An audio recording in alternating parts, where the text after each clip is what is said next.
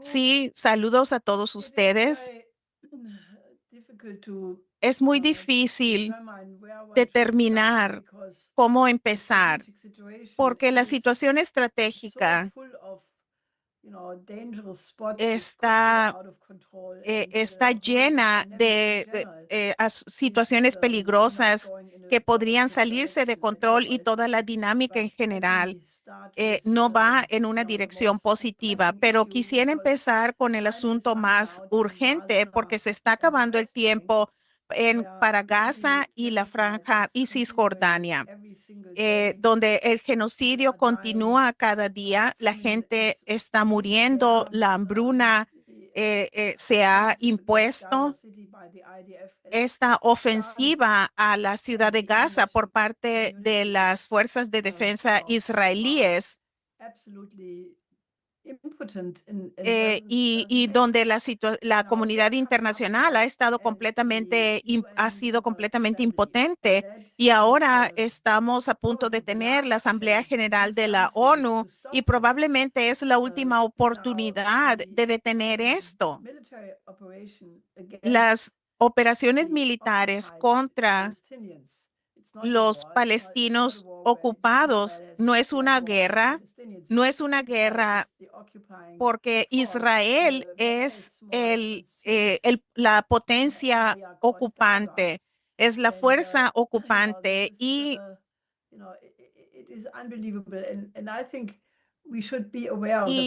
y debemos estar conscientes del hecho de que si toda la comunidad mundial no es capaz de detener el genocidio que sucede ante nuestra vista, ante nuestros ojos, esto potencialmente no va a representar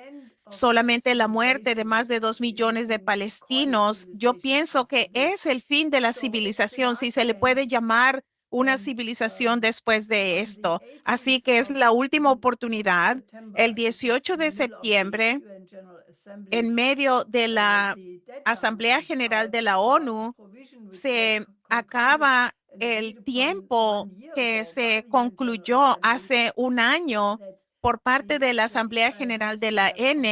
de la ONU, que Israel tiene que cumplir con los dictámenes de la Corte Internacional de Justicia o que se tomarían medidas adicionales por parte de la Asamblea General de la ONU. Y esto crea una oportunidad, una ventana de oportunidad, porque obviamente Israel no ha cumplido y nadie le ha puesto presión, pero Estados Unidos ha estado respaldando cualquier cosa que hace Israel. Los gobiernos occidentales han hecho absolutamente nada importante para intervenir y esto significa que la única solución tiene que basarse en la resolución 377 de 1950, Unidos por la Paz, que dice que si el Consejo de Seguridad, si de la ONU es bloqueado por el veto permanente de uno de sus miembros, entonces la toma de decisiones debe ir a la Asamblea General de la ONU para decidir qué medidas adoptarse. Y lo que va a requerirse es que se necesita una resolución en la Asamblea General de la ONU que determina qué medidas se deben tomar, incluyendo mandar sus fuerzas, los cascos azules o alguna otra fuerza militar. Eso depende naturalmente en la discusión en la Asamblea General y si dos terceras partes votan, se puede decidir mandar tal fuerza. Y hay todo tipo de propuestas que desvían de ese punto de no funcionan para remediar la situación, como la solución de dos estados, porque esto no cambia el genocidio. La relatora especial de la ONU, Francesca Albanese, ha señalado eso. Y ahora hay una resistencia cada vez mayor que sigue creciendo. Por ejemplo, de 200 ex diplomáticos de la Unión Europea que exigen eh, que, que haya pláticas y y el relator de derechos humanos de la ONU exigen que se tome cartas en el asunto. Entonces yo sugiero que despleguemos, movilicemos a la coalición internacional por la paz para apoyar tal acción por parte de la Asamblea General de la ONU de Unidos por la Paz para que se ponga en efecto, porque probablemente esta es la única oportunidad, porque si esperamos un momento más, la mayoría de la población de Palestina habrá muerto o simplemente será transportada a una pequeña zona en el sur, en alguna parte, que sería como un campo de concentración o se tendría la limpieza étnica. Así que ese es mi primer punto y nada menos que Tony Blair y Jared Kushner estaban en una reunión en la Casa Blanca hablando de varias propuestas para Gaza y, y todo huele a la propuesta de hacer una riviera en Gaza. Y si ese genocidio, y quiero reiterar, quiero decirlo para enfatizarlo, si la comunidad mundial no actúa, vamos a perderlo todo, porque no solo está la amenaza de que perdemos a la población, al pueblo palestino, sino la capacidad de mirar al espejo, mirarnos en el espejo. Estamos perdiendo de que es el derecho internacional está en juego. Así que si esto no fuera suficiente, pienso que la situación de la que hablamos la semana pasada en la Coalición Internacional por la Paz, donde el profesor Postol hizo esta advertencia donde él es el experto y él dice que tiene el conocimiento total y no hay duda en lo que él dice. Él dice que Irán tiene suficiente material nuclear para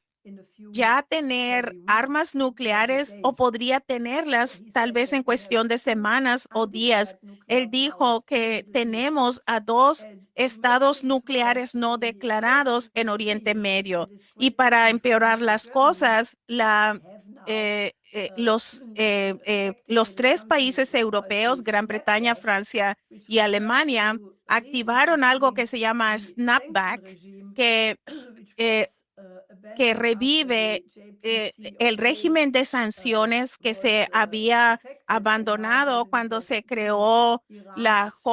JPCOA, en el que le daban a Irán 30 días para permitir que la Agencia Internacional de Energía Atómica pudiera hacer inspecciones allí. Y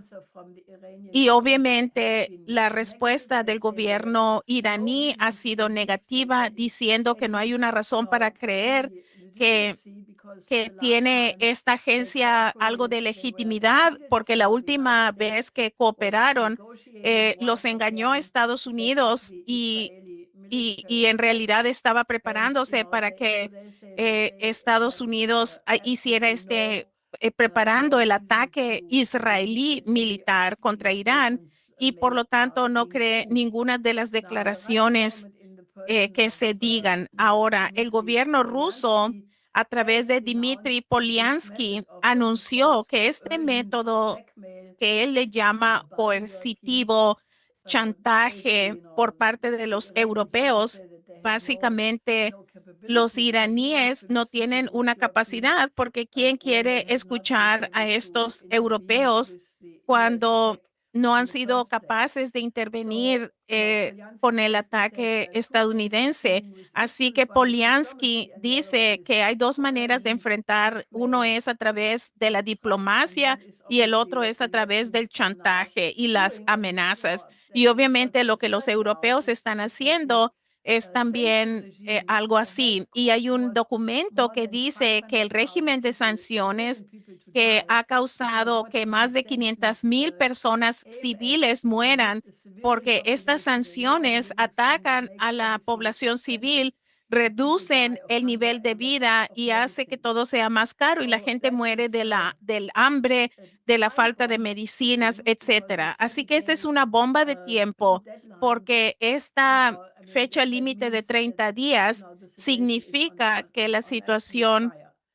es absolutamente candente. Y ahora quiero mencionar un elemento más que pienso que es importante y es que se acaba de arrestar al disque coordinador del sabotaje del gasoducto Nord Stream en Italia, un hombre,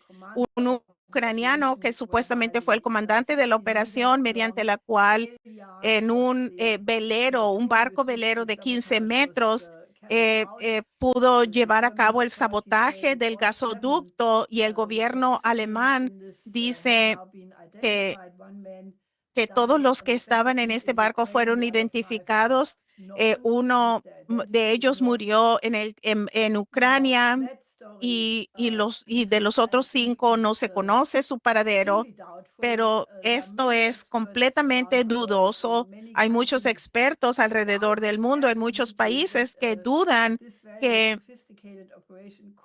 esta operación tan sofisticada, la voladura del gasoducto Nord Stream, pudo haberse llevado a cabo prácticamente por estos buzos inexpertos. Es completamente ridículo. Rusia y China y otros países han exigido que haya una investigación independiente para establecer la transparencia total de cómo ocurrió esto. Y esto no fue simplemente un ataque terrorista, pero recuerden que el gasoducto Nord Stream, su sabotaje, cambió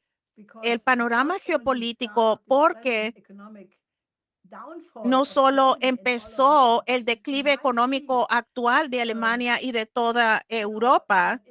sino que fue el principio de separar de manera geopolítica a Europa de Rusia.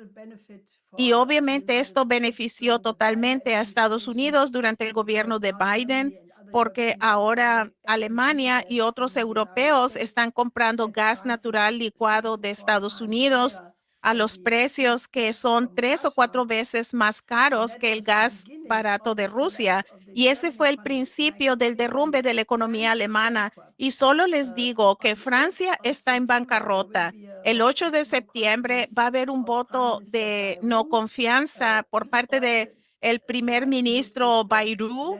en Francia y todo, y probablemente se va a perder. Y eso quiere decir que debe haber un nuevo primer ministro, lo que no es posible, y debe haber un acuerdo en la Asamblea Nacional que se va a disolver y habrá una elección parlamentaria o Macron debe renunciar y debe haber elecciones presidenciales, pero no hay un gobierno estable y la economía francesa está en caída libre. Y por el lado, la economía alemana es más dramática porque el desempleo está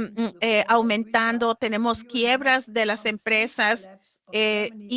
tenemos durante meses esa situación y nos acercamos al otoño y el invierno y esto es como resultado de las consecuencias del sabotaje del gasoducto Nord Stream y por lo tanto se está exigiendo por parte de Rusia y China que si este terrorismo de Estado no se investiga, entonces ninguna infraestructura crítica en ninguna parte del mundo es segura. Por lo tanto, se debe llevar a cabo una verdadera investigación independiente. Ahora, la militarización actual de Europa y desafortunadamente de Alemania en particular también está a toda marcha. La disque llamada coalición de los dispuestos no ha abandonado sus intenciones de que continúe la guerra en Ucrania y claramente se ha perdido en el campo de batalla y sin embargo tenemos estos acontecimientos ominosos y el último es que hubo una reunión del gabinete alemán en el Ministerio de Defensa en el cuarto que se le llama el submarino, que está completamente aislado y básicamente no se puede escuchar lo que se está hablando en el cuarto y no se puede. ¿Y por qué se reunieron ahí? Porque el comandante supremo de la OTAN, el general, eh, dijo, yo solamente puedo imaginar de qué estaban hablando, pero cuando estas reuniones toman lugar, uno mejor debe preocuparse mucho porque las operaciones de rearme y lo que el ejército alemán está yendo a las escuelas para tratar de reclutar a jóvenes que se unan al ejército. Y el cuento que le dicen es que Rusia va a atacar a un país europeo a más tardar para el 2029 y esto lo repiten los principales medios de comunicación diariamente. Así que esta es la situación. Ahora, afortunadamente, hay algo más que está sucediendo con respecto a la mayoría global. En 2 días, mañana va a empezar la Organización de Cooperación de Shanghai. Tiene su reunión en Tianjin, en China, a la que va a asistir el primer ministro Modi y probablemente se reúna con Xi Jinping en el marco de esta reunión. El presidente Putin es el invitado de honor y habrá 34 otros países que van a participar. Y tal vez el presidente Trump no asista, aunque hemos tratado de hacer que él vaya, pero tal vez él merece el Premio Nobel de la Paz porque ha hecho que China e India se vuelvan a unir esta es una broma, pero aparte, bromas aparte, pienso que este evento en la cooperación de Shanghai van a presentar el plan estratégico y sería muy interesante escuchar porque van a hablar sobre la integración económica de Eurasia. Y el 3 de septiembre, por un lado, se tiene el desfile militar en Pekín que conmemorará el 80 aniversario del final de la guerra, de la Segunda Guerra Mundial en el Pacífico y será un evento muy importante y Putin será el invitado especial en este evento, no en la otra reunión. Lo confundí. Entonces, el mismo día, el 3 de septiembre, se llevará a cabo el Foro Oriental de Vladivostok, el Foro Económico Oriental, y uno de los principales temas es el desarrollo del Ártico y muchos países del sur global estarán allá que tienen el interés en invertir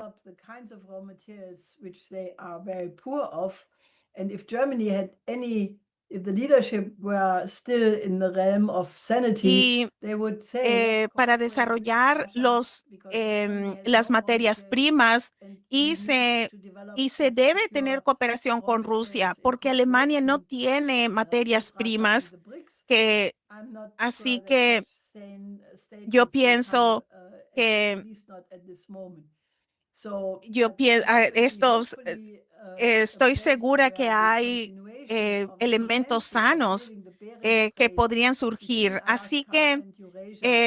esto continúa el potencial de construir el estrecho de Bering, que entre Alaska y Eurasia, que también se discutirá porque vamos a hacer todo lo posible para que eso se incluya, porque esta es la parte principal de nuestra propuesta del puente terrestre mundial, porque esto es como cada país en el planeta podría lograr una paz duradera. Esta es mi introducción para iniciar y los peligros son absolutamente severos. Eh, pero por otro lado, hay una salida que es visible, es decir, que los países occidentales simplemente se unan a la mayoría global y todo se podría resolver fácilmente. Así que este es mi informe inicial.